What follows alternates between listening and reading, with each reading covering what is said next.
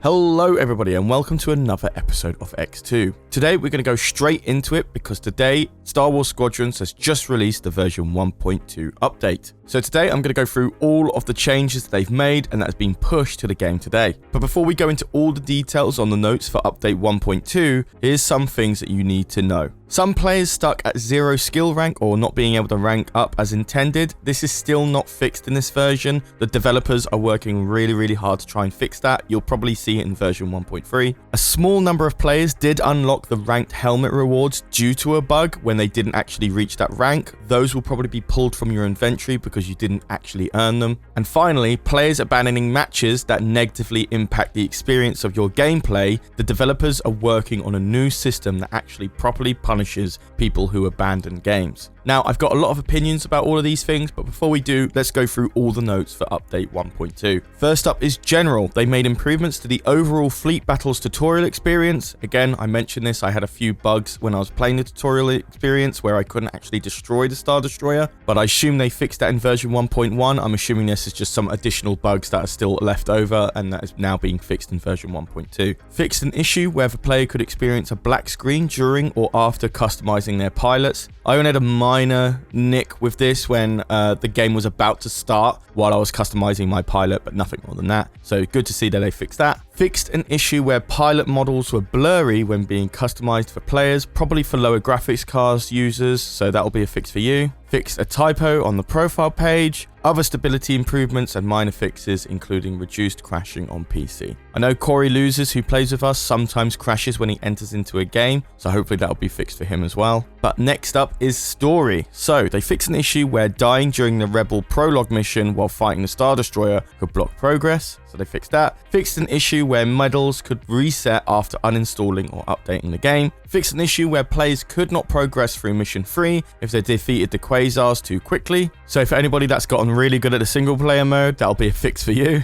Fixed an issue where the player could get stuck between launching missions from the option menu. Fixed another issue where the UI after completing the prologue through EA Play would not display correctly. Fixed another issue where the medals earned in single player story could be reset after playing other activities. Now, this was actually fixed on PC in version 1.1. This is for console users. So for anybody on PS4 and Xbox One, the fix is there for you now. Next up is challenges. Updated the challenge text to make it clearer that they cannot be completed in solo versus AI. I think that's just purely because when people were playing the AI games, that they weren't actually getting the challenges and they thought it was a bug when actually you have to be playing ranked to score those. Personally, I think they should be on solo versus AI because I don't really want to be testing out new bombers or loadouts when I'm in my ranked games. But if they see fit that it has to be in ranked only, I totally understand. You can reset those challenges if you don't want that one, so you can cycle it out to another one. As for social, on PC, they fixed an issue where players didn't populate the EA friends list. This will be quite vital because we have some friends use Origin instead of Steam, so that's really useful.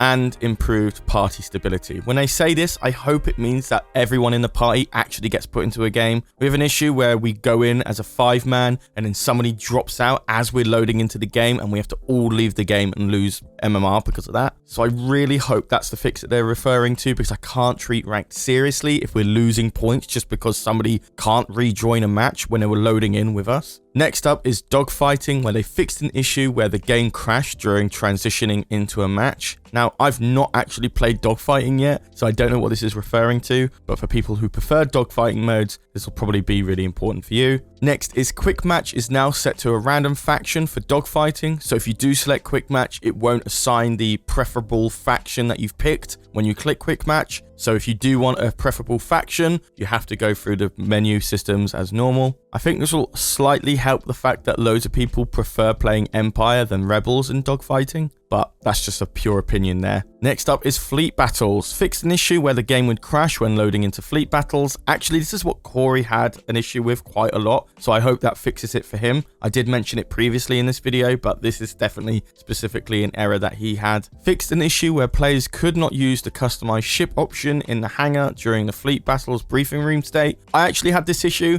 I was trying to select my ship to customize it. It wasn't working, but it looks like there's no fix for the emote wheel where you can buy certain animations for the briefing room, I've always assigned it to my emote wheel, but every time I go into a new briefing room, it always resets and I have to reassign those emotes. So it looks like they haven't fixed that yet. Not to mention that sometimes I default into my flying gear when I've actually worn some jackets and trousers for my character that just default straight to the flying gear. But finally, we have VR. So they fixed an issue where cutscenes would appear broken on the Valve Index when using Origin, improved performance while using Steam VR, fixed an issue where the D-pad wouldn't work in the settings menu while using Steam VR, made the fade to black transitions a smoother experience for Oculus Rift users, and fixed a flickering helmet issue on the victory poses for Oculus Quest users. So whilst there's a lot more fixed for VR users here, they did not fix a few things that I wanted to talk about before we wrap up the video. So the two biggest priorities for the developers right now is the 0 rank issue that I suffer with, X suffers with, Corey suffers with, Wasted suffers with. We all have it. And alongside that is the 60 FPS lock issue, where so many people are seeing themselves stuck in 60 FPS, especially for VR as well. Whilst many think the 60 FPS lock isn't much of an issue, many of us are running 144Hz monitors that allow us to go beyond 60 FPS. And not only that, you need a lot more than 60 FPS for VR users, otherwise it can cause really strong motion sickness. So the developers are really trying to work on fixing that. I was really hoping the rank system would be fixed in version 1.2, but it looks like that's being delayed until version 1.3. And honestly, with all the disconnects and connection errors of trying to get into ranked games, even if they did fix it, I still really wouldn't be treating ranked that seriously right now. There's been too many games where we've had to jump out and just abandon the game because one of our friends couldn't reconnect. And then obviously we lose MMR because of that. There is also a big issue right now where the horrible rate of gain and losing when you're actually playing ranked. So anybody that's lucky to not have the ranked issue, you'll probably fall into the trap where you win a game and you get like 20% MMR increase. But when you lose a game, you drop like 3 wins worth. Many people are struggling to even get out of Maverick because of this. And the reason is, as said by Jay, is that it's tied to the rank 0 issue, since the game thinks that you're playing against people who are way lower ranked than you, and you take a huge hit from losses and earn very little in the process. So it should resolve once the rank bug is fixed. So this really holds weight to X theory on the bug, where we're going against players that aren't really that good compared to us, and that's just purely because we are in rank 0. So whilst we're getting better and better at the game, we're still being placed against new players. And this is really not great for new people that just jump into Squadrons for the first time and playing ranked for the first time. Because there's nothing worse than jumping into ranked for the first time and playing against people that have got like 60 hours in the game already. Only last night I realized I had some people on my team that were like level 8 and I'm like level 43 right now. So the hourly input in this game is a huge difference between me and them. So it looks like there's a lot more issues attaining to this rank 0 bug that really needs to be fixed. It's not just the fact that we can't see our ranked, it's also the fact that we've been put against players that are not as good as us. And whilst it's really fun to stomp games here and there, you got to look at the bigger picture and say, like, this is not fair because these new players are having a horrid experience. But yeah, final notes, they need to fix the players abandoning matches and the 0 rank issue together. If you fix one without the other, it's really not going to impact much. But that's all my opinions on it for version 1.2, and hopefully version 1.3 that will likely come out next week or the week after. And hopefully with that patch, we'll probably start seeing some balance changes a little bit later down the line once they fixed all the crucial bugs from launch. But that's it. I'm going to wrap it up here, guys. Thank you so much for watching. Let me know your thoughts and opinions on all of these changes in this version 1.2 patch. I'm going to read every single comment and try to get back to some of you too. But other than that, I've been Charlie.